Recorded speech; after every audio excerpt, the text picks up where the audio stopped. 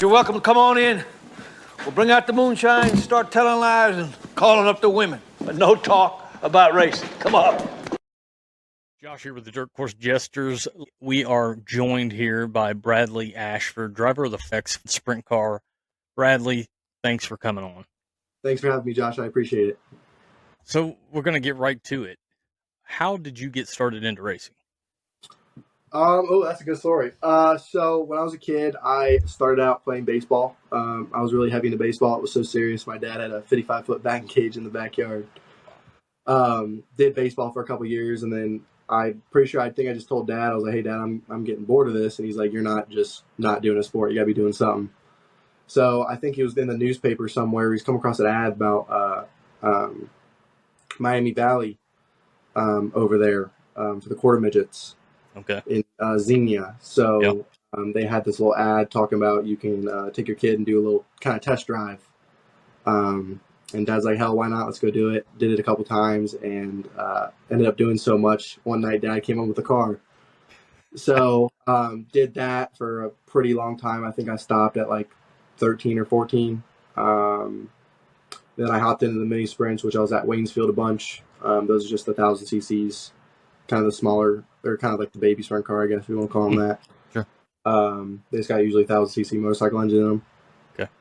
Did that till I was about 18, and then hopped in the sprint car. So did you go? Yep, I was thrown straight to the wolves. Yep, straight to the wolves. Man. Yeah, straight to the wolves. Going back on it, if I could, I think if I would redo it, I think I'd probably start in the 305s first. Yeah. Because if you think about it, 305 guys, they're starting out learning the whole thing, but then when they hop up to a 410, they're just trying to learn the power. Mm-hmm. And it's just like if you throw someone straight into a 410, they're trying to learn the power and control the car. Yeah. So it's kind of a little bit of much, but yeah, I think if I go back and redo it, I think I'd probably do that way. But I don't hate on the way that I did it. So I think it was a good learning curve. Sometimes you got to learn in the fire. I mean, yeah, trial by fire. Yeah, definitely. And I knew I like hanging out and chatting with you and your dad, Scott. And I like the notion that he is on that if you're not going to do something, you're going to do something. Because I've got that same sense with my kids. Like, you're doing something. You ain't sitting around doing nothing. Yep. You answered a lot of questions in that. We were talking before we got on here. You've raced a handful of times this season. So how did that go? Did you find anything out there that you thought you could build off of? I'll say starting the season, Dad and I, we tried some new stuff. We tried some new setup stuff to try to get me a little bit more comfortable because I've been kind of struggling a little bit recently trying to get comfortable in that car. And we just bought a new chassis. And so far, that chassis felt much better than what I'm used to. So I think so far the car has been a little bit better than I have because I've always been trying to deal with a bad car. So I think as of right now, the car has been better than me. I will say last race at Ohio Valley when I wrecked, that was probably the one time out of the four or five other times that the car was good. I'll say at Ohio Valley it wasn't great. Millstream, the car was good. Mudlick was really good. The car was really hooked up. We had that pretty hooked up. But yeah, no, other than that, we've been getting some notes. We've been trying some new setup stuff. Dad and I spent probably over this on the off season. We spent a couple Saturdays, Sundays in there taking just measurements on the car, trying to get ride heights right, trying to figure out with me in the car, trying to get the ride heights, trying some stuff out, see if we can't get this thing to handle a little bit better than our old chassis, which I wasn't a fan of. But again, you get your good chassis, you get your bad chassis. Like you'll get your guys like Eldor if they wreck a car and it's like, hey, that's like my favorite chassis. They'll go get that thing fixed, whatever it costs. Mm-hmm. Just because they're comfortable in it. So, but yeah, no, we've been building off some stuff. We've been trying some new stuff. Last year was a bit of a struggle. But as of the start of this year, I think we built off some good notes. So hopefully when I get back in it, we'll be heading in that right direction still. That's good to hear. And it's funny that you mentioned chassis because I don't know. And again, I always try to preface things by the fact that I'm a fan. Mm-hmm. I don't work on the cars. I don't drive the cars. I'm just somebody who enjoys the sport. Mm-hmm. When we talk about chassis, the first thing that comes to mind for me is late models, just because of how big it is. But it's crazy how much dirt racing has changed over the years into where you talk about chassis and how much it affects it. And I know the conversation had been about, for example, Donnie going to the Ford motor and how the Ford motor drives different than the Chevy motor. And to me, I don't understand. I can't comprehend that, but it's just crazy how when you switch something, whether it be a motor or a chassis, how it makes you as a driver have to adjust the way you drive the car. Mm-hmm. Yep, you're entirely right. I think the first time we met was at the Kings Royal, which seems to be a common theme here, and rightfully so, because we're less than a week away from going to Eldora for the Kings Royal.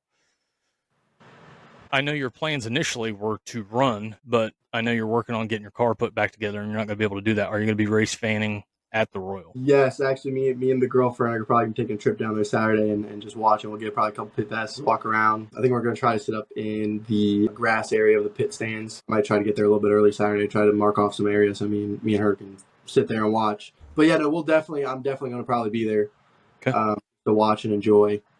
Not hopefully, you got to get in. If you get there early Saturday, you got to track me down, because once you get inside Eldora, if it's anything like it was last year, and from what I've been watching, the main grandstands are already sold out. Yeah, they're packed.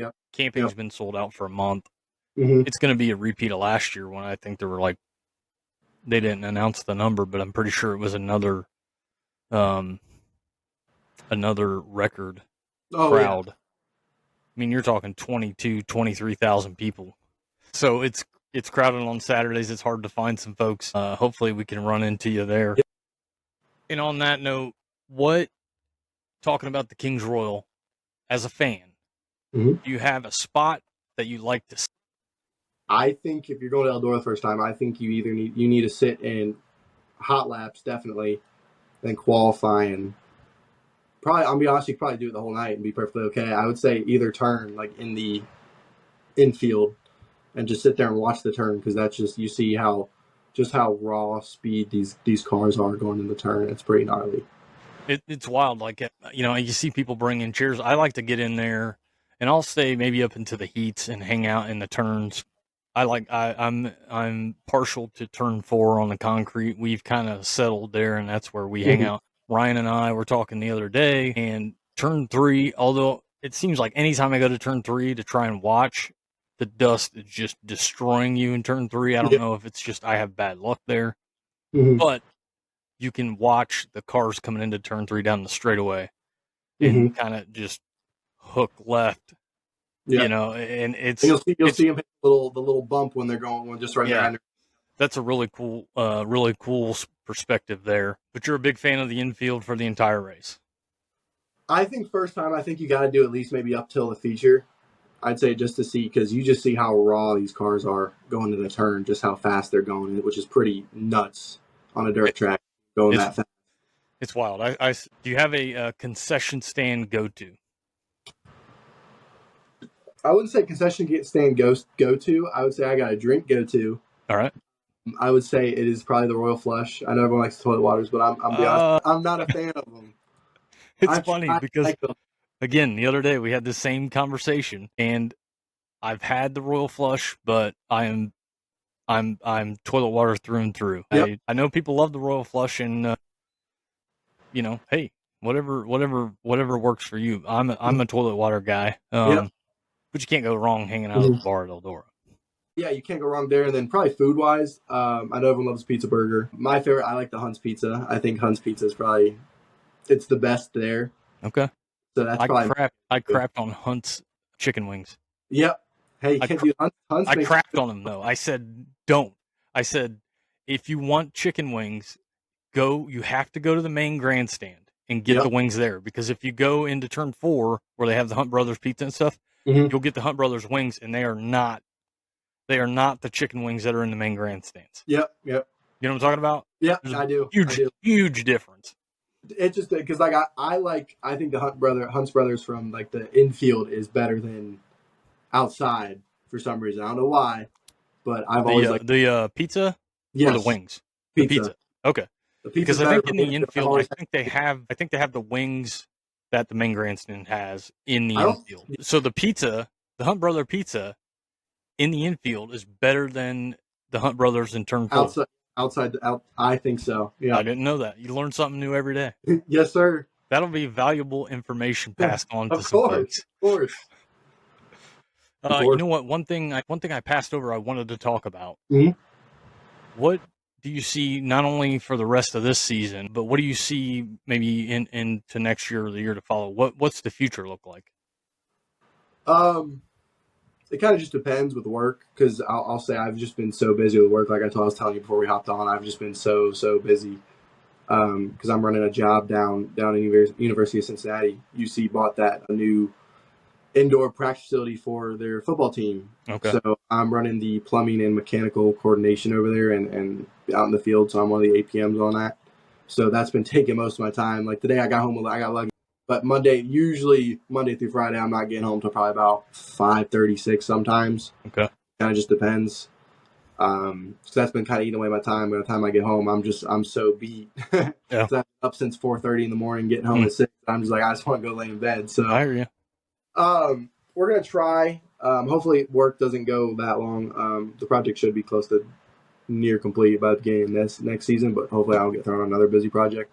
But we're still going to try probably do 15, 20 races next year, Okay. give or take, depending. Depends with my schedule and then Dad's schedule with work. So we're going to try as many as we can. I know there's a couple, if a couple tracks pop up. I love Florence this year, was awesome. I think it's one of the better tracks I've raced at. Millstream was absolutely amazing. I would love to race there weekly if they do. Yep. I would be there every Sunday if they did. Because funny enough, my girlfriend probably lives about 4 minutes from there, up in Macomb. So so that's the plan. We might try. I really, like I said, I really want to maybe try to just stick, instead of trying to travel a little bit, maybe try to keep costs down. Maybe just travel to Attica or Fremont, somewhere that just does weekly. If Millstream did weekly, like I said, that'd be phenomenal. I would love to do that weekly. So yeah, I guess we'll just kind of try to see what tracks and schedule looks like next year, and just kind of go from there. See what we want to hit. When do you think you'll be back out on the track this year? We're shooting. I really wanted to run at Paragon Fast this weekend, tomorrow actually, because I know they're at Circle City right now. I really wanted to run Paragon because back in the day at mini sprint, all I ran was Indiana tracks. So I'm kind of more familiar with Indiana tracks than I am Ohio tracks, believe it or not. I've ran more laps. I'd probably say 90%, 98% of the Indiana tracks. Besides, I think the only one I haven't ran was Terre Haute and Circle City in the mini sprint. So those were, Circle City wasn't around, and Terre Haute was a little bit too big for a mini sprint. And then mainly the other track I ran was basically just Waynesfield. Was the only real Ohio track I ran in the mini sprint. And then hopping to the big car, kind of flipped. I rarely ran in Indiana. So I was really excited for this season, which it kind of sucks I haven't had a chance to, which I know they got great car count, was when the Mavericks ran over there in Bloomington with IRA. Bloomington's my personal favorite track of all time. I love that track. The dirt, the clay over there is awesome. They really know how to prep the track. It doesn't get too dusty, too slick. It always usually has a curb. And I think it always has great racing, in my opinion. Same for Brownstown over there. Hopstad's always awesome. Lincoln Park's badass. I'm sure you probably watched a couple of those over there with Maverick on Flow. Yeah. Putnamville put on a great show, Lincoln Park. So yeah, no, I really want to try to hit more Indiana tracks. I'm hoping Maverick kind of opens up their schedule a little bit next year, so we can kind of hit that a little bit more, because it kind of sucks. Because we were trying to hit Bloomington, and that was kind of mainly on my schedule, was just trying to strictly run there. But I think like the first 4 got rained out. Yeah. So it kind of sucks, because the first time they ran was when Mavericks ran there a couple weeks ago. Mm-hmm. Yeah, it's interesting to see Maverick wing sprint car series in Indiana. We've got a few tracks coming back. Mm-hmm. It's just going to be curious. I'm going to be curious to see, I guess, what, like you said, what 2025 brings for not only for series and tracks, but what drivers are going to do. Because it's an ever evolving thing. That is for sure. Correct. Yeah, it's always a crazy off season. Do you have any races circled for the rest of 2024? Any one that you're like, we're definitely going to make that? Off the top of my head, I know I'm going to definitely hit Muskingum. The next one will be Muskingum. And then I think there's another Bloomington. And then I think off the top of my head, I think there's a Lincoln Park in October. So I think I'm out of those 3. I probably would like to try to hit the Indiana tracks more. But I know I'll probably try to hit all 3. As long as I don't, up to that point, I don't destroy anything else. I keep the car in one piece. But yeah, I think that's the plan. Try to hit those. I know there's stuff in between that, but off the top of my head, I cannot remember what they were. Are you planning on 4 Crown this year?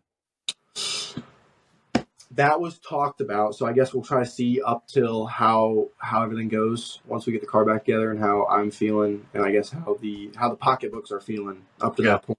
Understand.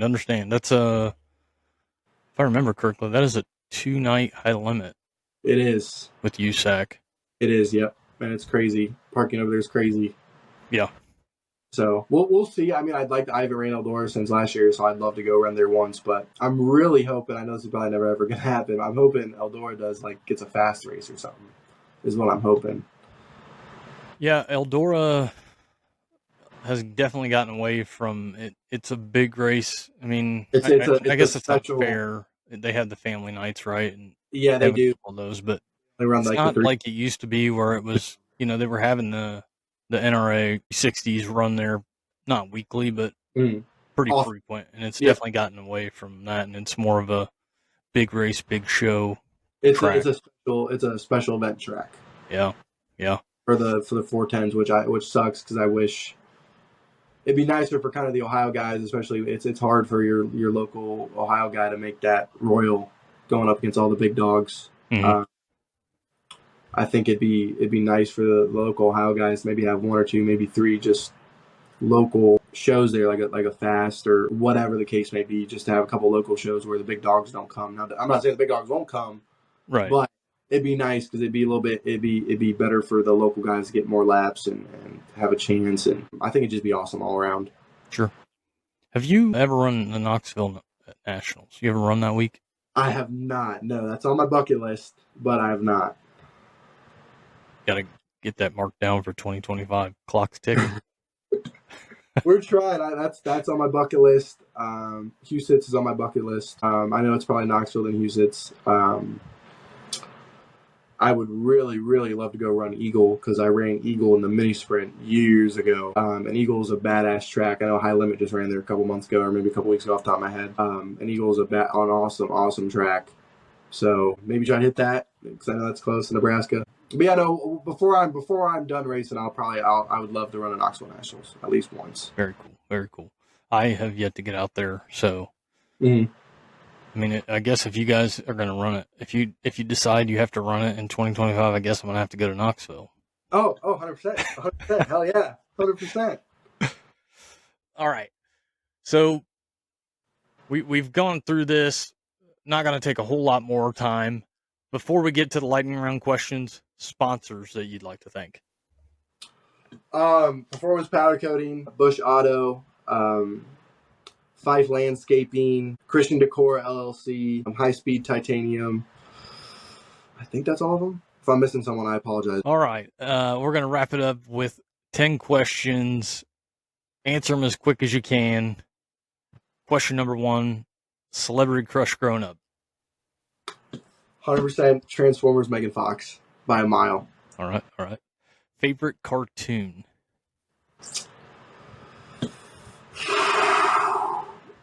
Tom and Jerry. Can't go wrong with that. That's been epic for a long time. You cannot. Favorite pro wrestler? Oh God, does John Cena count? Yeah. Hey. Yeah, we'll go John Cena on that one. I should have prefaced this by saying if you don't have an answer, that's okay too. But yeah, no, John Cena's in there definitely. Favorite song? Off the top of my head, I don't know what it's called, but I'll tell you my go-to artist right now is probably Morgan Wallen. Okay. Morgan right now. I was in Nashville a few weeks ago, Chiefs, and there is a sign on the rooftop bar that says, "Don't even think about it. You're not Morgan Wallen." Don't throw the chair off the. Yeah. Well, off the let me tell you, it's the highest rooftop on Broadway. Oh. At first I was kind of like, I don't see and then I got up there and I was like, these chairs are heavy and this is high. Yeah, you got lucky there. Yep. Yeah. One location saved on your phone maps. Ohio State. My old Ohio State house when I lived up there in college. Nice.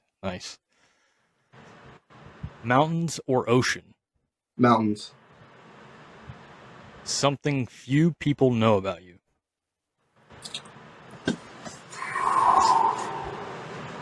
Could be hidden talent. Man, that's a tough one.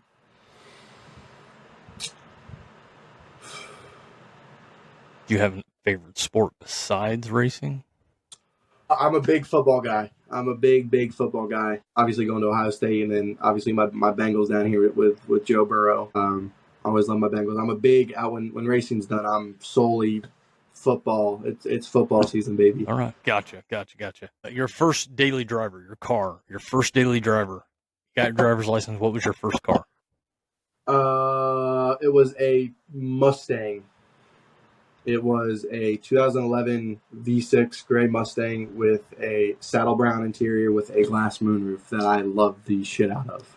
Was that that like the like the square style Mustang, or was it? Yeah, the square ones. Yeah. Okay. Back in the day, it had a glass.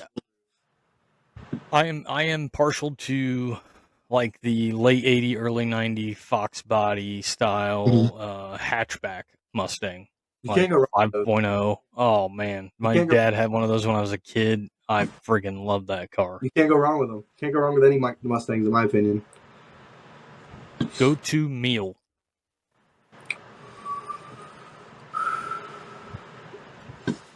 My favorite fast food's probably Penn Station right now.